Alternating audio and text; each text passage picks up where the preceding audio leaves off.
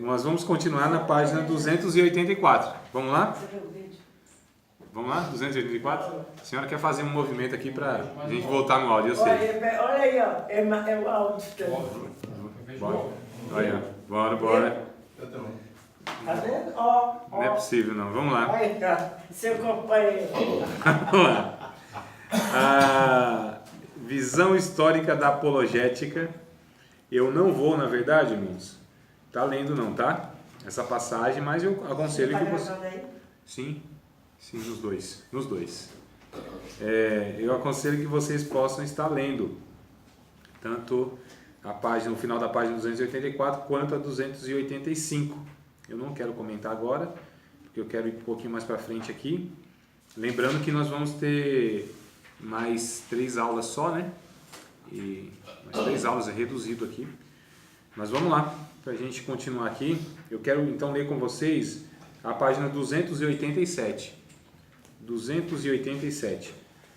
As escola subjetiva e a escola objetiva, como também, que na verdade a gente vai agora tá voltando um pouco do que a gente falou, só que especificando e dando um pouquinho mais de exemplo, né?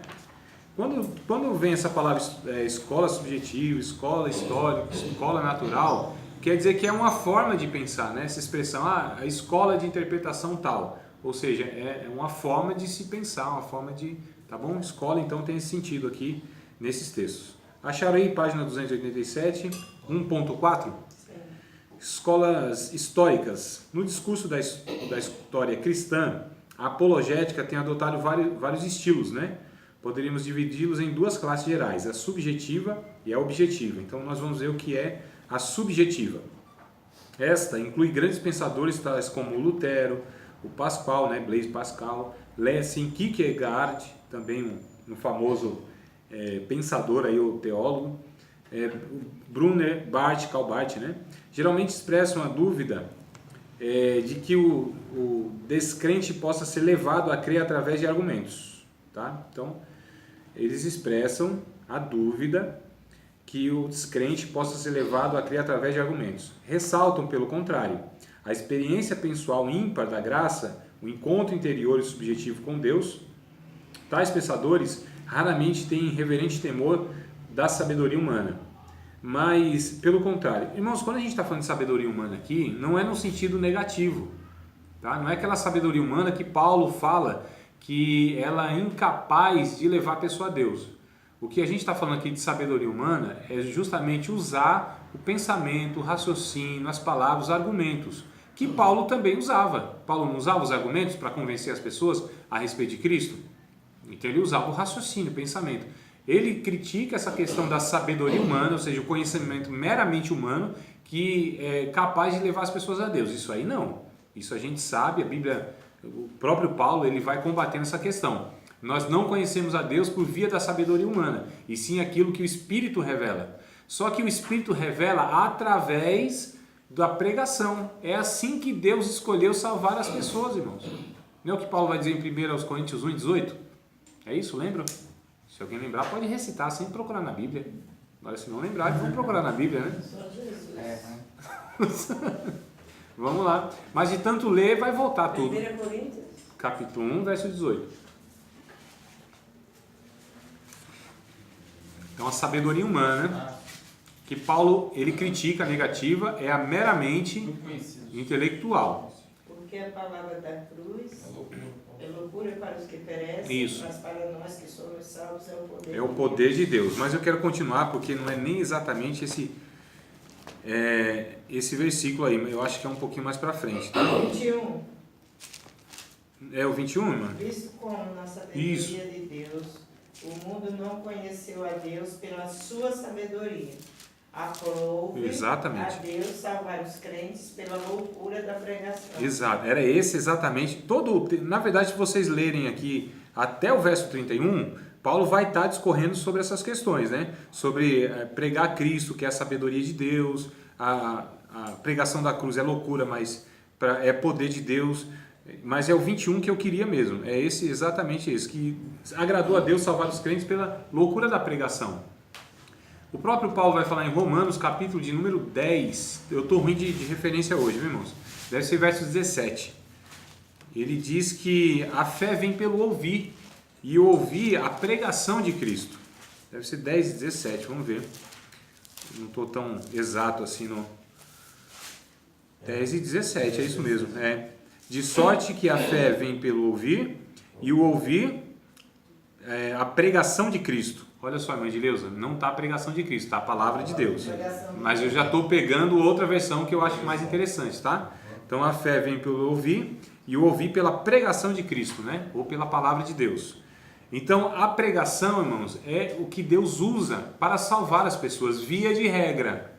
Via de regra é a pregação. Porque a gente já sabe também que Deus não só tem a pregação, é o principal que ele usa, é a pregação.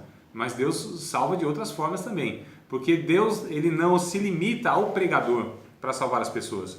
Quando o pregador falha, quando a igreja não chega, quando missões é negligente, Deus chega de alguma forma. Deus, ele é suficiente. Deus não depende da igreja, mas é a via que ele prefere usar para salvar as pessoas. Dá para entender isso? Então, assim, Deus prefere, Deus ele dá preferência para usar nós, nos dá o privilégio, na verdade, né? Nos dá a incumbência e o privilégio de nos usar para que a gente alcance os povos não alcançados, para que a gente fale do amor de Deus. Mas quando nós falhamos, irmãos, e aí Deus não depende do homem, que se Deus dependesse de nós, eu estava perdido. Muitas pessoas estavam perdidas e Deus estava falido, na verdade, né? Mas aí é o que Deus, via de regra, usa. Mas Deus tem outros meios. Mas a Bíblia vai dizer aqui que a fé vem pelo ouvir e o ouvir pela pregação de Cristo. E o Paulo vai dizer em Coríntios.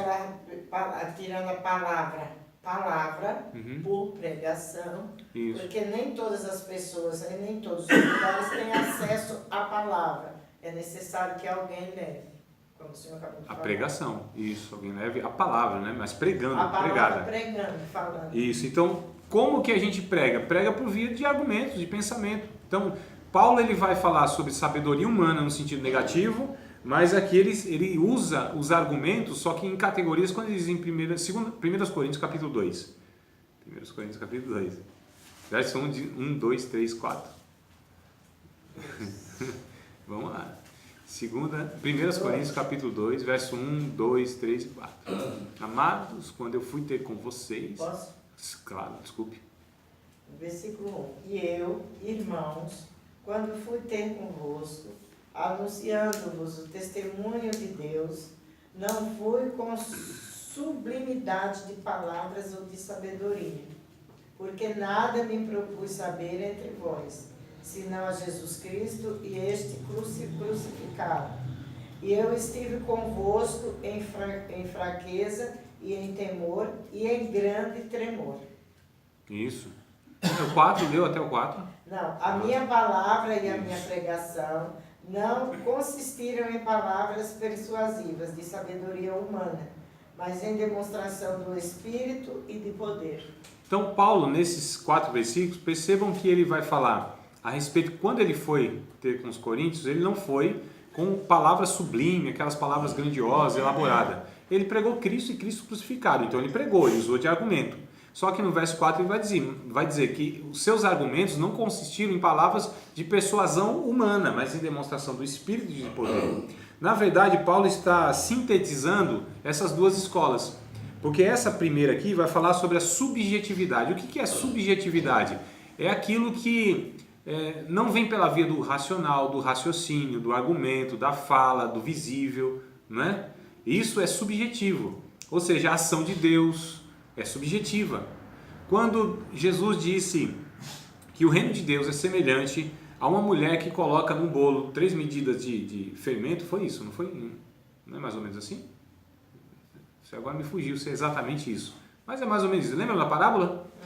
E aí ele contou 2 parábolas que têm mais ou menos o mesmo significado, só que uma ensina uma coisa e outra ensina outra. Essa do fermento, que é colocado, que o reino de Deus é semelhante então a esse ato dessa mulher que coloca lá na massa o fermento, ele diz que o reino de Deus também é semelhante a pequena semente que ela é plantada e ela cresce, se faz assim uma árvore grande. O que Jesus está ensinando lá? Ensinando na parábola do fermento lá, no bolo, na massa, que a obra de Deus é essa obra invisível. Ninguém enxerga essa ação do fermento levedando a massa, né?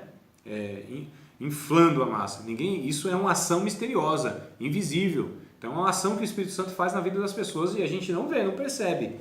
Né? Desde quando que Deus está trabalhando na vida dessa pessoa? Às vezes uma pessoa prega, a outra aceita Cristo.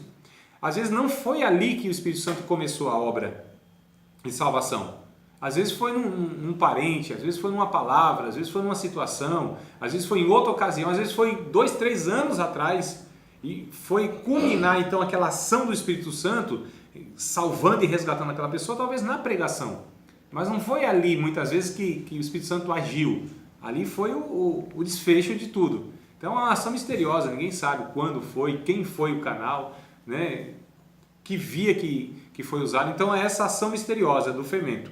Agora tem a ação visível, a externa também, que é visto, né? Então essa ação onde o Espírito Santo age e essa pessoa visivelmente, socialmente, comportamentalmente, ela é transformada. Isso é visto por todos. É o testemunho que se dá.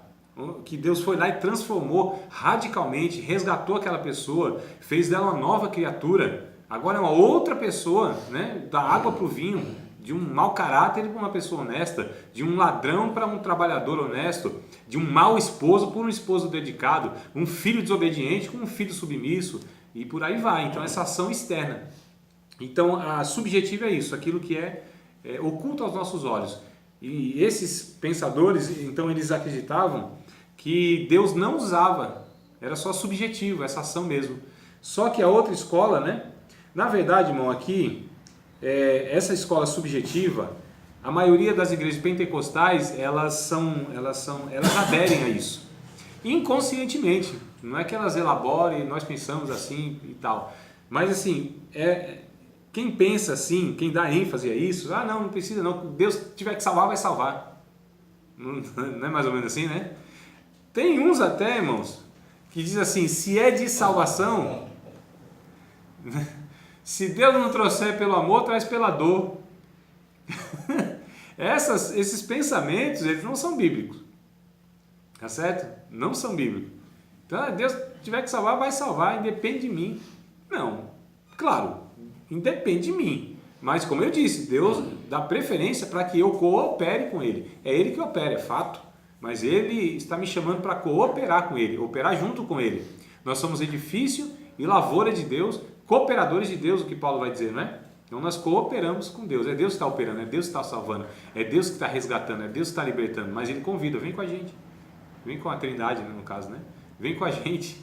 Vem com o Pai, vem com o Filho, vem com o Espírito Santo. Ele nos convida, irmão. É Ele que está em missão. Não é a igreja que está em missão. Quem está em missão é Deus e Ele quer usar a igreja. Mas quando a igreja falha, Ele continua em missão. Quando o pregador não falha, Ele usa e não vai usando.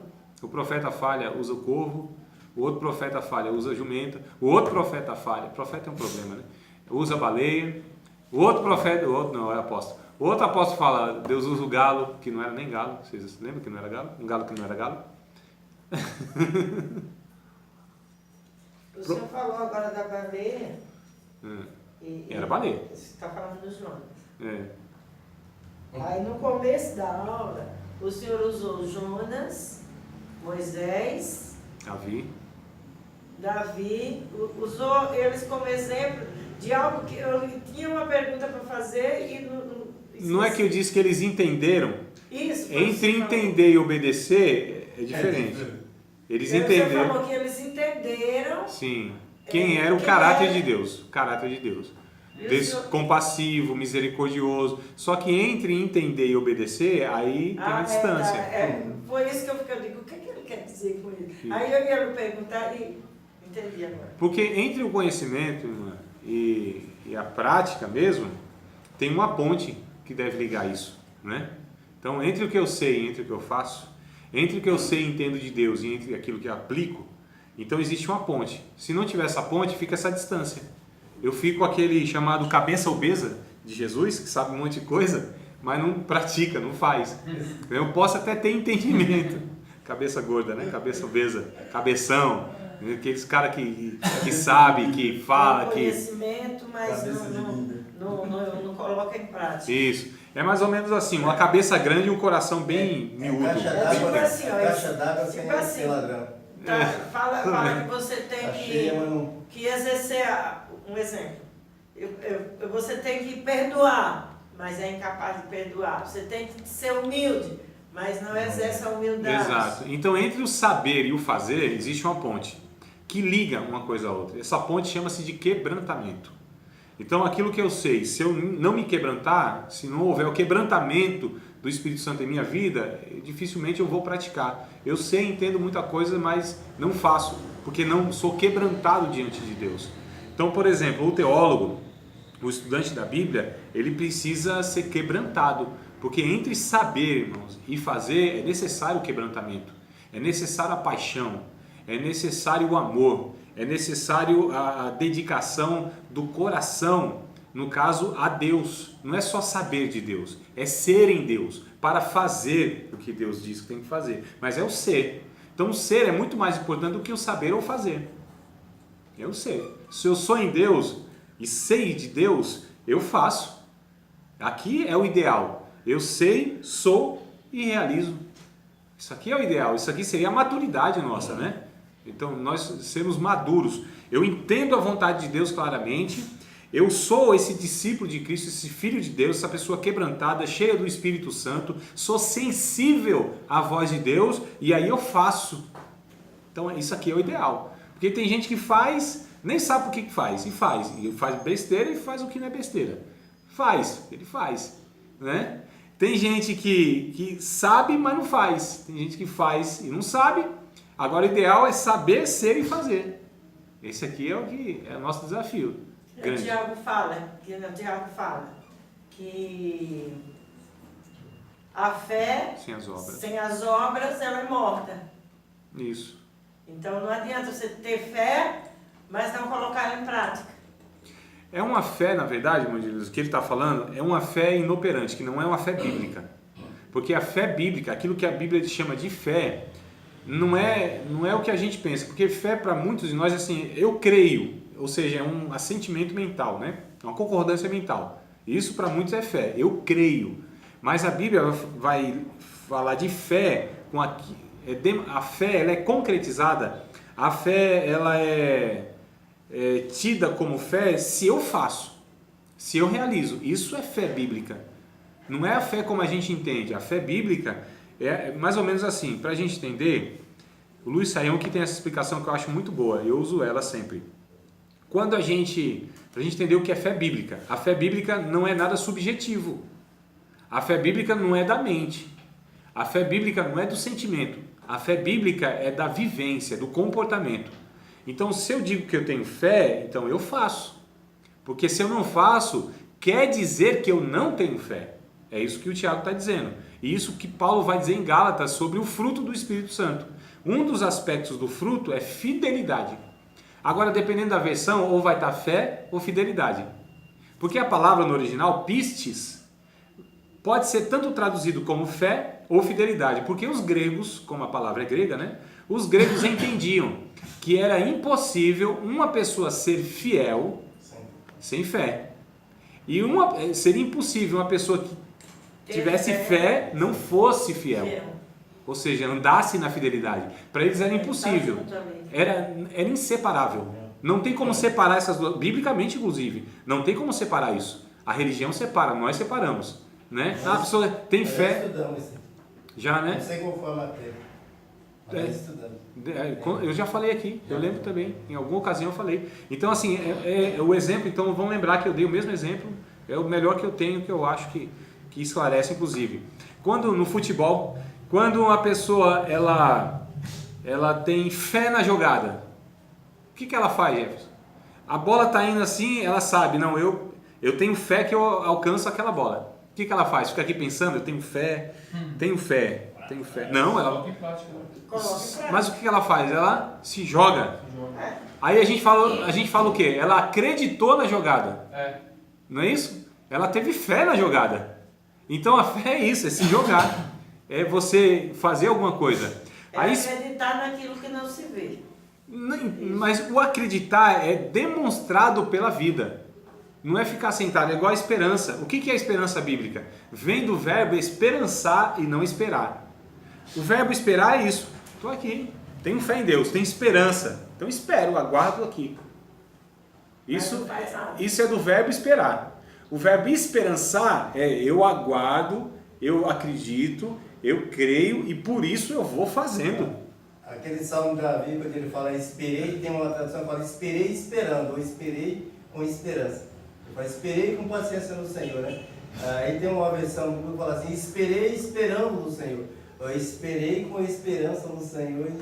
Porque a paciência aí, mano, pode ser colocado como perseverança. A mesma sinônimo. Esperei com perseverança no Senhor. Então é um esperar que é um descansar em Deus, né? É uma alma descansada, mas que vai fazendo, que vai realizando. Isso é fé. Então só para que a gente entenda, irmãos, que quando a Bíblia fala dessa subjetividade, dessas questões que a gente não vê, mas isso tem que ser demonstrado na vida diária, nas relações diárias. Ah, eu amo. Então mostra o seu amor, ué. Como que a gente mostra que ama? O João, na sua primeira carta, ele vai falar lá no capítulo de número 3, versos de número 16, inclusive, 17 e 18. Lembra do João 3,16, né? Deus amou o mundo de tal maneira. Então, mas ninguém lembra desse 1 João 3,16. Muitos dizem que é o textuário da Bíblia. Né? Mas ninguém lembra do 1 João 3,16. Vamos ler? 3, 16, 17 e 18. Se alguém diz que ama o seu irmão, então dê a vida pelo seu irmão. 1 João, capítulo 3, versos 16, 17 e 18. O 16 está escrito. 16. Se alguém diz que ama o seu irmão, deve dar a vida por ele. Verso 17. Conhecemos o amor nisto que ele deu a sua vida por nós e nós devemos dar a vida pelos irmãos. 17. Quem, pois, tiver bens do mundo. Neste mundo. Do mundo. Isso, neste mundo. E vendo o seu irmão necessitado, lhe cerrar o coração, né? O seu coração. É cessar ou cerrar? Cerrar. Cerrar o seu coração. Fechar. É que ele me fez isso. O seu coração. Como está nele o amor de Deus? Sim. Meus filhinhos, não amemos de palavra nem de línguas, mas por obra e em verdade. Pronto, irmão. Está esclarecido. Mais claro que isso, só desenhando. Como o João está falando, amor de boca, amor de declaração, nem por palavras não, é por obra, em verdade. Então, eu amo, irmão, você ama, você tem condição de ajudar ele financeiramente, então você vai demonstrar isso desembolsando, tirando do bolso e levando lá o mantimento. Então isso é amor, amor é demonstrado. Amor não é negocinho do coração, é sentimento, como eu amo. Aí vai a questão do perdão. Então, o perdão não é uma coisa que eu sinto, é uma coisa que eu sei. Se eu sei e sou quebrantado, eu faço, irmão. Né? Então, eu não sinto de perdoar, meu coração ainda não está, tem que perdoar e acabou. Eu não senti no meu coração de fazer uma visita. Não tem que sentir nada, porque o nosso coração é enganoso. E se o nosso coração nos condena, maior é Deus o que o nosso coração, diz o próprio João na sua carta, na sua primeira carta também. Tem mais uma questão ainda, irmãos. A gente é assim, se nós somos regidos por esse negócio de sentimento subjetivo, a gente está perdido. Nós estamos perdidos. Tá certo? É igual a questão assim, como que eu amo o pecador miserável da seita e tal? Falando o amor, falando a verdade, melhor dizendo, em amor. Então eu falo a verdade em amor. Não é? Mas eu preciso falar. Não é só orar. Orar também, claro. Mas é o orar, ora et labora. É uma frase que os reformadores tinham, né? Ora et labora, que é em latim. Ora e trabalhe. Ore e trabalhe. Não é só orar e não é só trabalhar. Ore e trabalhe. Gesiel Gomes, olha eu lembrando de um pregador pentecostal, né? Gesiel Gomes, ele diz que o profeta de Deus, ele trabalha com as duas mãos. Uma para o alto, aqui buscando de Deus a virtude, a graça, as revelações, né? A unção, o poder, buscando a presença de Deus, e com a outra mão é aqui para baixo, cavando na terra, com todos os recursos que nós temos aqui, e ajunta as duas e trabalha para Deus, para servir o povo. É assim que é o servo, deve ser o servo de Deus. É assim que a Bíblia nos ensina, irmãos. Então nós precisamos estar, na verdade, com a cabeça no céu e com os pés na terra. E a gente tenta fazer essa junção, tanto é que a gente ora o Pai Nosso, conhecido a oração do Pai Nosso, seja feita a tua vontade, assim na terra como no céu. Venha o teu reino, não é? Venha o teu reino não é sobre nós, a gente está tudo resolvido. Venha o teu reino sobre as pessoas. Como que esse reino vai vir? Quem trará esse reino a essa realidade? Somos nós, porque Cristo trouxe a nós e nós devemos levar a essas pessoas esse reino. E através da apologética, da defesa da fé, do argumento, né? Então é isso que essas duas escolas elas vão trabalhar. Já resumi aqui, tanto a subjetiva quanto a objetiva. Porque na página 288, a objetiva vai dizer, essa escola objetiva, né, coloca o problema da averiguação claramente no âmbito dos fatos objetivos. Enfatiza as realidades externas, as provas teístas, as provas de Deus, milagres, profecias, a Bíblia e a pessoa de Jesus Cristo. Existe, no entanto, uma distinção crucial entre as duas escolas, dentro do campo objetivista, né? E aí a gente vai ver duas aqui. Tudo bem até aqui? Está esclarecido esses dois pontos? Então vamos continuar aqui, irmãos. Ó, escola da teoria natural.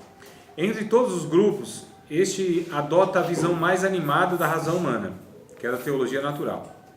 Inclui pensadores tais como Tomás de Aquino, Joseph Butler e outros mais aqui. Por trás de todos esses pensadores, há uma tradição empírica na filosofia, né? Na experiência na filosofia, que remonta até Aristóteles. Tais pensadores creem no pecado original, mas raras vezes questionam a competência básica da razão da filosofia. É possível que o raciocínio tenha sido enfraquecido pela queda, mas por certo não foi gravemente aleijado. Aquino procurava pontos de concordância entre a filosofia e a religião, insistindo em que a existência de Deus podia ser demonstrada pela razão, mas que também era revelado nas Escrituras. Empregava nas suas provas de existência de Deus 3 versões do argumento. Nós estudamos isso aqui em Evidência Cristã. Foi isso, Maria? Não sei se os irmãos estavam aqui, lembram? Então, sobre o argumento cosmológico e o argumento teleológico. Vocês lembram? Querem aí trazer à memória aquilo que traz esperança? Aos irmãos que não estavam, inclusive. Acho que nem o Jefferson não estava não também. Evidência Cristã estava? Ó, foi bem no começo, então tu tá desde o comecinho, né, Jefferson? Evidência Cristã não está. Eu comecei no quarto livro, né? Poéticos. Livros poéticos, eu também. Então, Evidência Cristã, nós trabalhamos sobre as evidências da existência de Deus. 2 dos que estão aqui, 2 do que estavam lá estão aqui, que é esse do cosmológico. Ou seja, aqui, essa escola natural, eles pensam que é possível provar a existência de Deus pelas coisas que estão criadas. E de fato a Bíblia está escrito isso, né? Em Salmo 19, irmãos? Me ajudem aí. 19? Os céus manifestam a glória de Deus, né? E o firmamento anuncia a obra das suas mãos. Uma noite faz declaração, outra noite, sem voz, sem palavra nenhuma. Vamos ler, acho que é o verso 1 ao 3, que eu não estou lembrando exatamente vírgula por vírgula. E eu acho lindo esse texto. Salmo 19, isso mesmo. Esta é a prova cosmológica, ou seja, a prova da criação que Deus existe. Esse é o argumento. Lê, irmã Dileuza, por favor. Os céus manifestam a glória de Deus e o firmamento anuncia a obra das suas mãos. Um dia faz declaração a outro dia e uma noite mostra sabedoria a outra noite. Continua? É até o 3, eu acho. Sem linguagem, sem fala, ouvem-se as suas vozes. Exato. Em toda a extensão da terra e as suas palavras até ao fim do mundo. Então percebam que o texto está dizendo, as escrituras dizem que o firmamento, né? A noite, a criação. Romanos capítulo 1, verso 19, também vai trazer essa ideia aí, da prova cosmológica de Deus. Ou seja, isso aqui é a teologia natural da criação. Natural porque é da criação, né? É suficiente para a salvação? Não, não é. Ela não é suficiente para a salvação, mas ela testifica do Criador, que torna essas pessoas indesculpáveis na eternidade. Ah, mas nós nunca ouvimos que havia Criador, que havia Deus. Então, mas Deus vai falar, ó, a criação testifica de mim. É o que o Salmo 19 está dizendo, e é o que Romanos capítulo 1, verso 19, 20 e 21 vai falar. Porquanto o que de Deus se pode conhecer, nele se manifesta, porque Deus lhe manifestou, então não está nada oculto, está manifestado. porque as suas coisas invisíveis, olha só, as coisas invisíveis, desde a criação do mundo, tanto o seu eterno poder como a sua divindade, percebam as expressões, se entendem e claramente se veem pelas coisas que estão criadas, para que eles fiquem indesculpáveis. Tá inexcusáveis aí, né, Modileuza? Indesculpável, tá? Já estou trazendo aqui a versão melhor. Fiquem indesculpáveis, porquanto, tendo conhecido a Deus, não o glorificaram como Deus, nem lhe deram graças. Veja só o que Paulo está dizendo. Tanto o seu eterno poder quanto a sua divindade se entende e claramente se vê pelas coisas que estão criadas. Olha, irmão, as coisas visíveis e invisíveis. Está demonstrado pela criação que existe um Criador, que Deus é Deus. Olha que coisa interessante aqui. Então essa é a prova cosmológica, é a prova da criação. E aí tem a prova, o argumento teleológico. Lembra da teleologia? Não é teologia, teleologia. Quem lembra desse argumento dessa prova, teleológica? Sei que nós fizemos, mas não lembro. A palavra teleos, não lembro, né? A palavra teleos quer dizer finalidade. Ou seja, qual é o argumento da prova da existência de Deus? É que tudo o que existe, tudo o que foi criado tem uma finalidade. Tudo, irmãos. Não tem nada nessa criação, não tem nada neste mundo que seja sem propósito, sem desígnio de Deus, sem utilidade. Não tem nada neste mundo que Deus criou, e tudo que há nesse mundo Deus criou, né? Estou falando em questão de criação mesmo. Nada é assim à toa. Por que Deus fez isso? Capricho, não tem finalidade nenhuma. Não. Tanto é que existe uma chamada, não é nem cadeia natural, esqueci o termo agora, que quando você tira nessa cadeia algum processo, algum elemento, alguma coisa, isso aqui causa uma desarmonia na própria natureza, inclusive, né? Não tem essa questão, né? Existe uma cadeia alimentar, por exemplo. Então, quando você causa extinção de algum animal, por exemplo, e ele faz parte da cadeia alimentar de outro, é possível que o outro seja extinto também ou gere uma confusão enorme. Então, tudo é harmônico e tudo tem um propósito. Todas as coisas têm uma finalidade. Então, o argumento teleológico, ou seja, tudo que Deus criou, a gente chama de o design inteligente, né? Tem esse termo aí para falar a respeito do Criador mesmo. É um design inteligente. O que Deus fez é com um propósito, tem uma inteligência por trás, tem uma intencionalidade por trás, tem um desígnio por trás. Deus tem um propósito naquilo que foi criado, em todas as coisas. Imaginem nós, irmãos. Imaginem nós. Qual é a finalidade nossa? Qual é o propósito que Deus nos criou? Isaías capítulo 43, verso 7 vai dizer. Olha, irmãos. Teleológico. É a finalidade das coisas. Teleo quer dizer finalidade. Teleos quer dizer finalidade, finalidade. Teleológico quer dizer o estudo da finalidade das coisas. Então vai estudar, né, a finalidade de cada coisa criada. Tudo isso tem uma finalidade específica, objetiva. Lá na criação, por exemplo, em Gênesis capítulo 1, quando Deus criou o sol, criou para tal função. Criou a lua para tal função. Criou os répteis para tal função. Criou criou o homem. Colocou no jardim, para quê? Para tal função. Cuidar do jardim, regar, plantar, cultivar. Colocou o homem lá para ordenar as coisas. O homem desordenou, mas a finalidade era ordenar, né? Falando em ordenação, inclusive Paulo vai dizer a Tito, te deixei aqui na ilha de Creta para tu colocar em ordem as coisas aqui que tá. O obreiro tem que colocar as coisas em ordem, não desordenar, né, Maria? Vamos ler o texto que eu pedi, que eu nem lembro mais qual é? Isaías 43, 7.